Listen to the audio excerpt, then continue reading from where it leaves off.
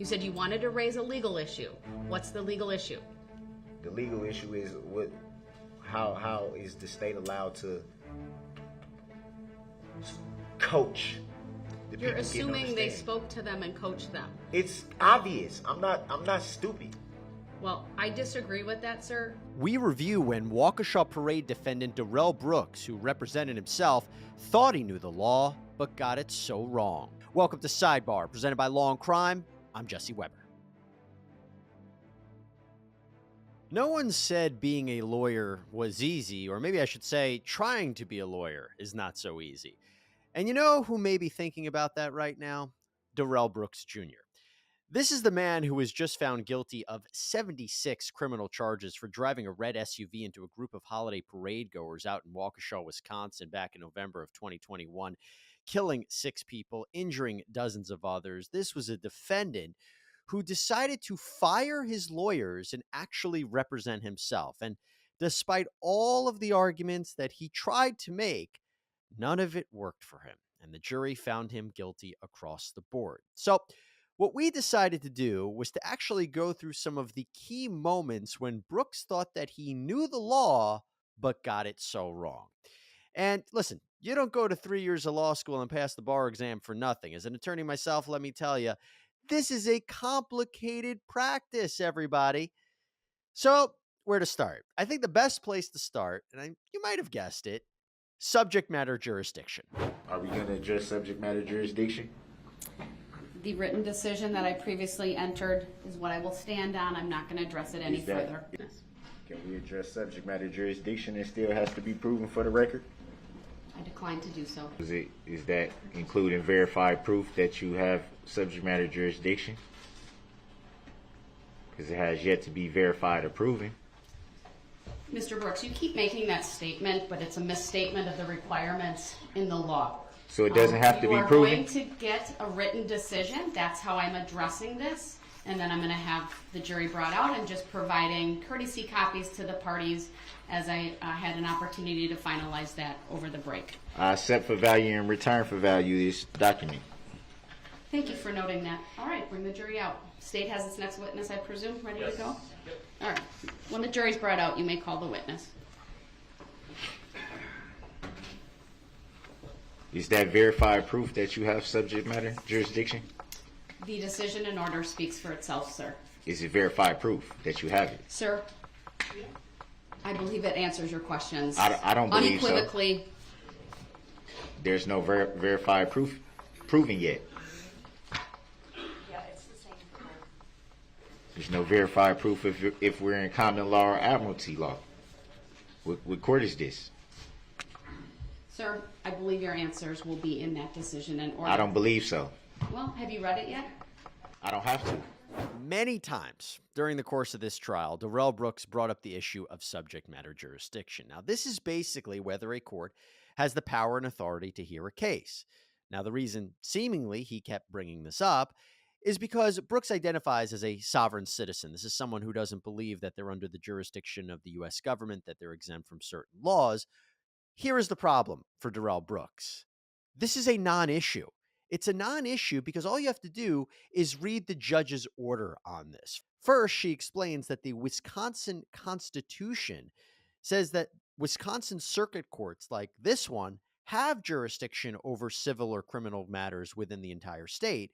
And here, a criminal complaint was filed with the court, a preliminary hearing found probable cause against Darrell Brooks, and all of the criminal charges are in fact valid.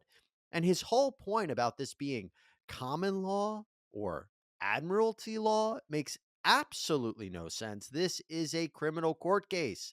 What would have made sense is if he was facing, let's say, federal charges and this was being tried in a state court, then that could be an issue that he could bring up, but that's not happening here. All right, we move on to another time that Brooks thought he knew the law, and that was when he talked about his constitutional right. Not if I'm not allowed to face my accuser, Your Honor. My accuser in this matter would be the state of Wisconsin. And with all due respect... Sir, I believe your Sixth Amendment rights in that regard have been complied with. I'm requesting a written judicial finding of fact and conclusion of law on this issue for the grounds that I just stated. It was seen, based on the Sixth Amendment, that I'm not being awarded the chance to face my accuser, which I should be awarded that based on the Sixth Amendment. If I'm not able to face my accuser, then how can the claim even stand? How can a claim be brought against my client if I'm not able to face the accuser? Okay, so Brooks is actually correct on one hand. The Sixth Amendment does guarantee the accused the right to be confronted with the witnesses against them. And he's also correct that under Wisconsin law, the plaintiff in this case is in fact the state of Wisconsin, as they are bringing the complaint against him. But Darrell Brooks' problem is that his rights are not being violated. He has a right to confront witnesses, but he tried to subpoena the state of Wisconsin to testify, and that is impossible. He can't call the state of Wisconsin to the stand because the state of Wisconsin is an entity. It's not a person. They're not a witness.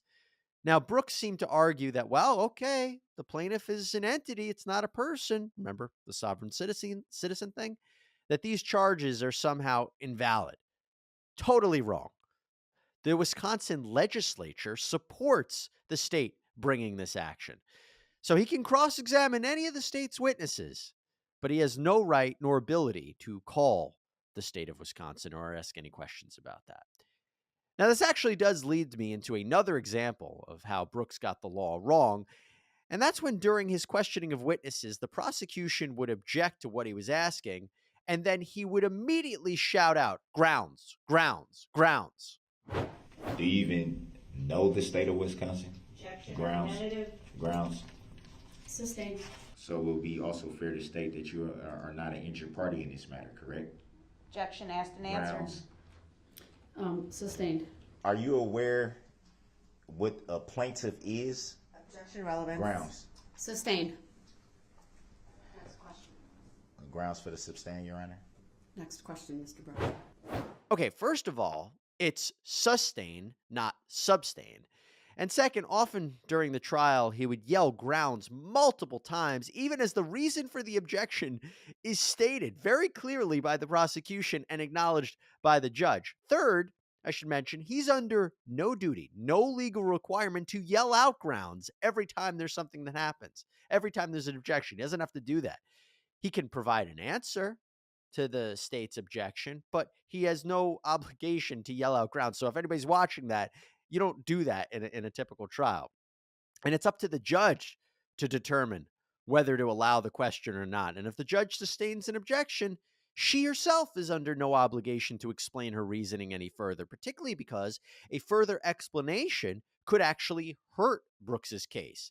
In fact, here's Judge Darrell explaining it to Brooks why she won't go further explaining the objections from either the state or Brooks himself. To specifically address the repeated request by Mr. Brooks for the court to state the grounds, sir, I am not legally required to do that. Those are legal determinations that if you feel there is an error later on, you can address on appeal if you are convicted. I have been answering many of them at your request, but I may not do that at all times. In fact, you're asking me to provide that explanation and really highlight for the jury the court's opinion on relevance. That's why we don't state that. There's an objection, it's a party makes it, states the grounds. Sometimes I ask the opposing party for their position. Sometimes I do not. Many times it's very self-evident. Either the objections are baseless. Many of the hearsay objections are baseless. Your objection to hearsay is it's not hearsay. So that's why, to me, they're self-evident. I say sustained, and we go forward. So you need to be aware, sir, that when you ask for the grounds, you're asking me to state a legal conclusion in front of the jury.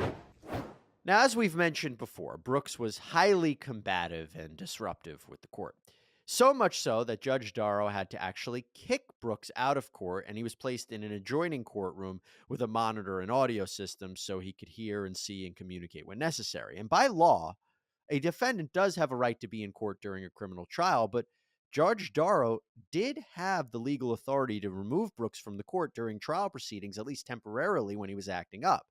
And anyone who followed this trial will know that the Supreme Court case of Illinois versus Allen was cited multiple times. And something to note here, it is true that that Supreme Court case was about a disruptive defendant who was removed from court, but he was actually represented by appointed counsel who could argue the case while he wasn't there. And I know people will look at that and say, well, then it doesn't apply here because Brooks is also acting as his own defense attorney. I would argue that, let's say you had a disruptive defense attorney, the same thing could happen. That attorney could be kicked out of court. So I don't really think that's a strong argument. But there was one point to talk about, and that is when Brooks got it really wrong. And he got it really wrong when he refused to answer the court's questions about whether he wanted to testify. He just wouldn't respond, and the court interpreted that lack of a response as a forfeiture of his right to testify. So in other words, the court said he gave that right up. He can't testify. Now, Brooks argued that he couldn't hear what was being said because he was in the adjoining courtroom when he was being asked these questions, even though I should mention the evidence showed the audio levels were completely high and he could hear everything. Anyway, listen to what he says about why his rights are violated. You're trying to coerce me into violating my right to remain silent. How can you coerce me into my right to remain silent? So you're not going to protect my constitutional rights? Because I didn't answer nothing that you was trying to ask me before when I had the headphones on, and you can't make a decision for me. You can't do that. You're violating my constitutional rights. Sir, if you'd like to testify, then you need to simply go through the colloquy with this court, which I've given you 3 opportunities to do, and you have decided not to. No, you can't tell me what I decided to do because I didn't decide to do or not do anything. So yes, it is a defendant's choice to testify. It is a defendant's right to testify. No one can make that decision except the defendant himself or herself. But this constitutional right is not absolute. The judge wasn't coercing Brooks to testify. She was simply asking him what he wanted to do. She was ordering him to answer. She has to know one way or another. He can't just hold it up by not answering. And his refusal to answer whether he wanted to testify or not is interpreted as his silence is interpreted as giving up that right. Now, while I could go into multiple other examples where Brooks misunderstood or misstated the law, there is one last big one we have to talk about. And that is when it came time to presenting a closing argument to the jury. You see, Brooks wanted to argue, and I should say over the objection of the prosecution and order of the court, did in fact try to argue jury nullification. I should be allowed to, then if that's the case, then I should be allowed to tell the jury what they need to know, which is the truth. That they have the power. They have the power to nullify laws they don't agree with. You are absolutely not allowed to tell the jury that. There's a jury instruction that I will have ready to go if you even attempt to raise the issue of jury nullification, sir. You have absolutely no right to raise that. That is clear under the law. I can raise what I want to raise. You should be informed that you have the power to nullify any law that you don't agree with. Objection, move to strike the statement. Sustain. Objection. I will strike from the record the last statement made by the defendant. The jury will disregard it. Which is clearly what I've been saying. I believe that not only is it fair, but it's essential that you be privy to all knowledge, not knowledge that certain people feel that you should hear and shouldn't hear, disguised under the color of law. No. He does not have the right to argue jury nullification. Let me make that clear, because jury nullification is when a jury decides a case not based on the facts of the law, but for some other reason. Maybe it's based on politics or their emotions. This is absolutely prohibited. They are not supposed to do that. And you cannot advocate that a jury do that. Jury, I know that the prosecution may have proved their case beyond a reasonable doubt, but just ignore it and find me not guilty. Not gonna happen. And like I said, despite all of his efforts and seeming knowledge of the law, it didn't work, and he was convicted nonetheless. And thanks so much, everybody, for joining us here on Sidebar. Please subscribe on Apple Podcasts, Spotify, YouTube, wherever you get your podcasts. I'm Jesse Weber. Speak to you next time.